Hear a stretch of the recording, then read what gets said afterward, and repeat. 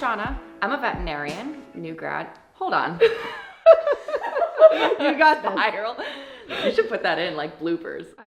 It's really important for pet parents to understand canine nutrition as a whole, mainly because we're in charge of feeding those dogs and choosing what they will eat throughout the day. When you go into that pet store, you see all these different brands and products, and you're probably thinking, what is the right thing for me to feed my dog? And the answer is there's no perfect answer.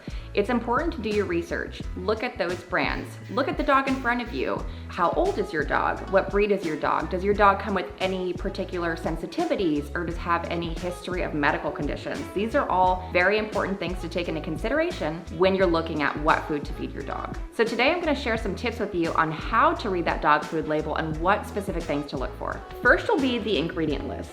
Second will be your guaranteed analysis, and here it usually will tell you how much protein, fat, fiber, moisture, etc. is in this food, usually in a percentage. Next will usually be a nutritional statement, and here it's going to tell you if their food is formulated or regulated by AAFCO. AAFCO stands for the Association of American Feed Control. So in simple terms, AAFCO is a nonprofit organization that will tell you if this food is nutritionally complete for your dog. We also need to take account that dogs do not have the same nutritional needs throughout the entirety of their life. Puppies have specific needs versus adult dogs, senior dogs, etc. And that's what that AAFCO statement will tell you. Okay, so looking at the guaranteed analysis, you'll see how much protein, fat, fiber, moisture, etc. is in that specific food. So if you look at this percentage, it's going to tell you how much is here on an as-fed basis. And what we need to do is calculate this into a dry matter basis. So how much is my pet actually consuming? So when we look at how much moisture is in the food, this bag has about 10% moisture. So if we look at it as a whole, say 100%, and we deduct that 10% moisture, that leaves us with 90%. And that's the number we're gonna use to convert this into a dry matter basis to say how much protein is actually in this food. So if we've got 24% protein here, we will do 24 divided by 90. What that's gonna give us is actually 26% protein in this bag of food on a dry matter basis, which that is the number you need to take into account when looking at a bag of food. Taking into consideration canned food, we also have to calculate for moisture, right? As wet food obviously has a lot more moisture than kibble or dry food. So when you look at that can, you're gonna see, wow, those protein numbers are much lower than dry food. But really what you need to do is subtract the total moisture from this can. This can has 8% protein and 78% moisture. Taking our number of 100, minusing that 78 to get it on a dry matter basis, that leaves us with 22% dry matter. So taking 8 and dividing that by 22 will give us 36% protein on a dry matter basis in this can.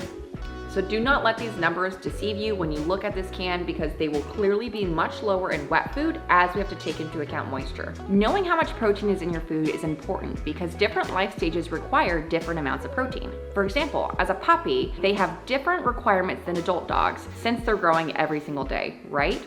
So when we're looking at that puppy, they will actually have higher protein requirements than an adult dog. So when you're looking at the ingredient list on the label, what's most important is that you're looking at those top 5 ingredients. And why is that important? Obviously, what's first on the label will be highest quantity in your dog's food. So your first ingredient here is deboned chicken. Next would be chicken meal. Third would be brown rice. Fourth is oatmeal, and fifth is barley. So this basically tells you that most of this food is made up of chicken, chicken meal, and grains. When you move down the list, you're gonna see a lot of words that really you probably can't pronounce and or understand, some which might be familiar for you. It'll show you how many vitamins are in this food, what minerals are here, supplements if any, and mostly it's gonna be lots of additives and preservatives and or fillers. An example of something your dog likely does not need to consume here would be natural flavors, which is not that far down on this list. It's actually number 7 or 8 here. Natural flavors are defined as anything of aromatics or flavor that can be derived from chemicals, plants, animals. They can take any of those things and put it in this food, and they don't need to specify what it really is, and they can just say natural flavor. They will put this in food to enhance the aromatics of the food or the palatability to animals.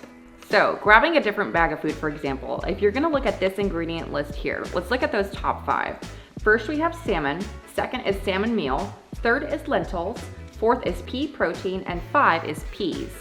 So those first 2 ingredients are okay. The third ingredient of lentils and fourth of pea protein, really what companies do is they put that in there as fillers.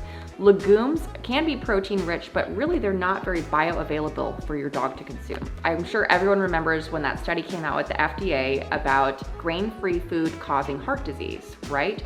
And most of those foods were packed with ingredients such as lentils, peas, legumes, high up on that ingredient list. And really what that does is it decreases the bioavailable vitamins and minerals your dog really needs, such as taurine. So that's why the current recommendation is to avoid grain-free foods such as this that are packed high in lentils and peas and legumes, because they can cause dietary diseases in the future.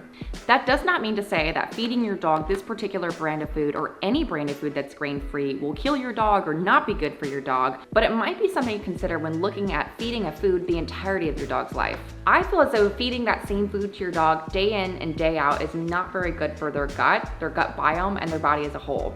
Really, I think what's the most valuable or important thing for dogs is variety, right? So you can see people feeding one bag of food 1 month, sticking with that same brand, but rotating through proteins that might be appropriate for that specific dog. If you want to switch between brands, I think that's perfectly fine to do. What I would recommend is research into that brand and see where they source their ingredients, what are the proteins on that label, etc. Doing that, I would then do it in a very slow ration, right? 25% changes within each week, sometimes each day, depending on the dog and how quickly they can adapt to new food.